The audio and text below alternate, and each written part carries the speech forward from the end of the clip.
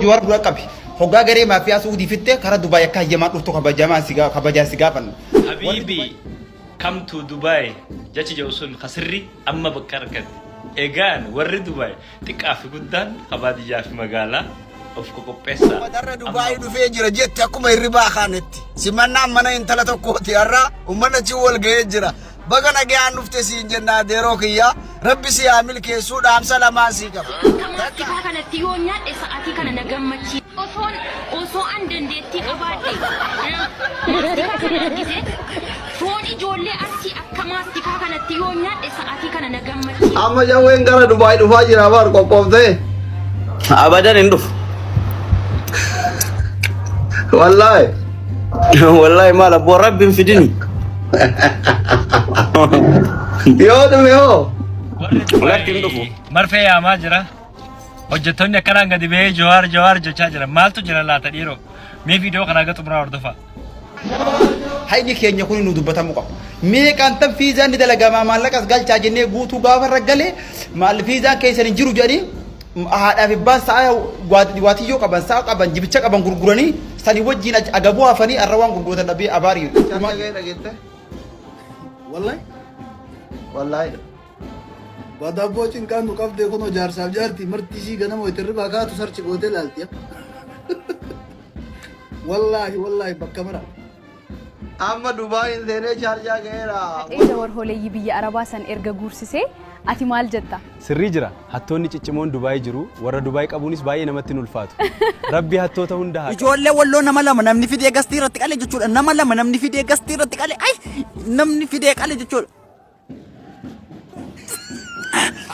namni fidee qale jireenyi kee habadu jireenya kee rabba balleessu jireenyi kee maaso innu kana miti dubbiin yeroo duraanii keessa deemnee beeyna heera isaanii sin beeyna dubbiin isaanii jajjaba oma nama zinaa dalageefuu sayfi fi dhagaa irra kaanii ajjeesanii nama lubbuu namaa baase sun amma jarri qabamte qabru guyyama eeggata ni galee warri abbaa gadaa bakka san hin dhaqu bakka san ittiin dhiyaatu kanaafi rabbaa gadaa sun rakkoon qabuuf duratti ni barraati irraa barannaa waan isaan qaban dhaloonni keenyas nus barachuun gaariidha ani ka itti amanu nama ajjeesu ka hidhaan malu hidhamuu sinii galee sanitti irra akka kiyyaatti qalbiin tiyas fayyiti anillee fayya hawaasni kunus haadha fi abbaan haati ammati jettu sun ijoollee sadi dhabde dhugaadhaati ijoollee sadi dhabde ijoollee boo'itti jirtamu miidiyaa kanarraa argaa jirra ijoollee sadiinu Saudi Arabiyaa keessatti karaa kanatti dhumtee jechuudha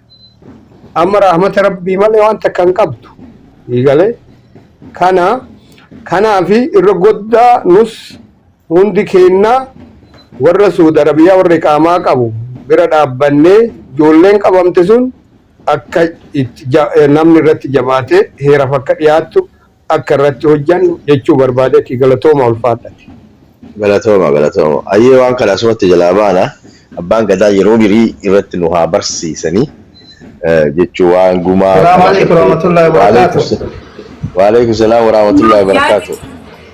Deemuu jamaali reef akka gaafitti waan kaase qofa dubbadhe waan kanarratti dhiifama Hamza deemus deema waan ta'eef daqiiqaa lama qofa daqiiqaa takka yoo ta'u dubbadhee bu'aana of olchaa dhiifama garuu waan amma warra maqaan saaxilamee kanaan wal qabatee jechuudha. Namoonni tokko dhufanii yeroo asirratti muddamsuura hafarfaman akka waan qinqiniin lukkuu qaama isaanii keessa jirtu hurgufatanii argina jedhe. Isaan kunniin yeroo rakkoon itti dhuftu ammoo bakka lukkuun qinqiniin jirtu san dhaqanii wayita qinqinii guuratanii qinqinii keessa gangalatan nu mari'atanii deemanii qinqinii keessa gangalatan wayita qinqiniin itti duudee ammoo qinqiniin isaan nyaattu qinqinii san dhufanii nurratti hurgufachuu fedhanii jechuudha. Suuraan kiyya bahee gandi kiyya na dhagaha warri kiyya na dhagaha jedhanii yeroo iyyan dhageenya na dhoysaa naa dubbadha ani waan kana keessa hin jiru dhugaa kiyya isintu beekaa jedhanii yeroo dhufanii nutti booyan agarraa jechuudha. Nuti deemiti nu dubbadhu hin jenneen nurraa haasa hin jenneen maqaa keenya fudhadhu deemee achirratti nu lallabin jedheen ofii of bakka bu'ee mataa ofii bakka bu'ee achirra dhufee dubbate. Gaafa dubbatu san mataa kiyya bakka bu'ee jedhee dubbata namni kun. Gaafa halaala nyaatu san dhoyfatee kophatti nyaata. Gaafa baktii nyaatu ammoo baktii isaa san qabee saba bira fidee na waliin nyaadhaa jedha wayita sabni baktii san irratti didu baktii san saba keessa dhiisee biraa deemuu barbaadaa jechuudha. So namoonni akkanaa wayita isaan isinit dhufan fuutanii yookaan fuunee uf jala kaa'uu osoo hin taane akka najisaatitti qabnee achi ifirraa dhiibnee bakka seerri isa kaa'u san haga inni gahutti teennee laaluu danda'uu qabnaa jechuudha. Lakkii namni kun nama kiyyaa wayita maqaa gandaa dhageenyu akka waan gartee gandi keenya sun hiddaan lafti nu irratti dhalanne sun hiddaan buqqaatee mana murtii dhaabachuutti jirtuu tokko muddamuu hin qabnu. Bakka san dhaabatu jiru ka maqaan maxxanfame ka seeraaf barbaadamu nama san malee lafa sanii miti. Wayita maqaa gosaa dhageenyu maqaa gandaa dhageenyu waatu nu dhagahama miira wahii keessa seenne abboo maqaa lafatiyyaa kana maqaa ganda kiyyaa kana dandamuuf jecha nama kana bira dhaabachuu qabna jennee kijiba faa kijibnaaf jechuudha. Kijibuu fi hin qabnu namni baalagee jedhamee baalagummaan isaa itti himamee qabamee uf keessaa baafamuun dirqamaan jedha. Galatoomaa ulfaadha dhiifama dalagaattiin deebi'u jira. Bireeka kiyyarra ture sa'a bireekaatu narraa dhume na ufolchaa inshaallah. Kollee as jalaa Jamaal Godii atillee keessa jirtaa jedha. Jamaal Godii abboo waan keessa diraamaa keessa jirtu tana gaafa muuviin isii eebbifame tokkoffaa kalaalu diraamaa keetiif jaalalloo aandanyaa kalaalu tikeetti muratee ana gaafa sana beeksisa. Salaamu alaikum. Nuti qophii jirra wallahi. Watakka. Ayalla. Qophii jirra. Hamza hin fudhattanii? Ustaaza dura dubbadhu mee isaan haa dubbadhu. Sanamma bira kunne waan inni abbaa qubee kottu seen. Bira kunne jira waan naasanii. Eega bira dabarre isii eega bira dabarre dhiisa akkasumatti.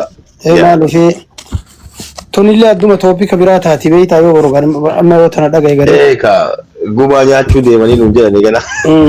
Jechuun wanni nu irraa haasofnuuf duuba wanni jiru jira kenna kana biruma dabarraa akkuma isin jettan uumaa wanni irraa haasan hin jiru gaafa biraa irraa haasofna kunumaa rakkinni hin jiru wal bira jirra.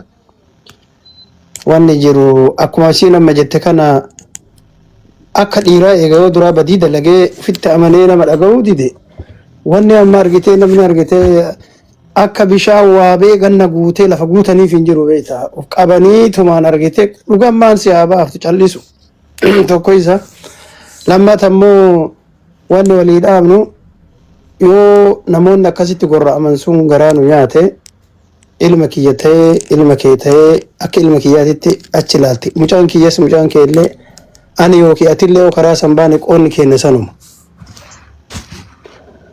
Warri maqaa ijoollee tanallee maqaan isaan qalaniin waa mallaqa jarri dhooggatteeti miti maqama naafatti ofirraa qabnuuni tuunillee maqama sun qabuuni.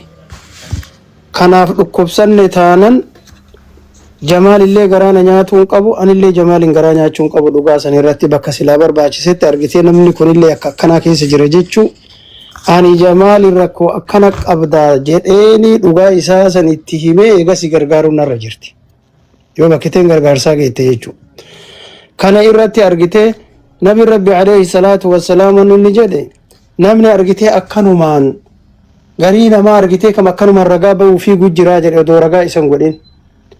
Namni suni nama irra badaatii jedhe tokkommootu ammallee tokkollee ragaa yoo hime sun immoo nama keeyritii jedhe kuni lama waliin dhabuu jennaan gariin isaa akkanumaan odomaa isa ragaan goone fiigee dhaqu jiraa jedhe sanii jedhe irra badaan nama mishaan kamiree jara keessaa jennaan kawaytii hayxi dhukatte waliigalee namni haqa wayii dhoyse bakka mana murtiititti yookaan bakka dhugaa himanitti dhoyse lakki akkasii mi'ana arge jedhee himu sanii jedhe.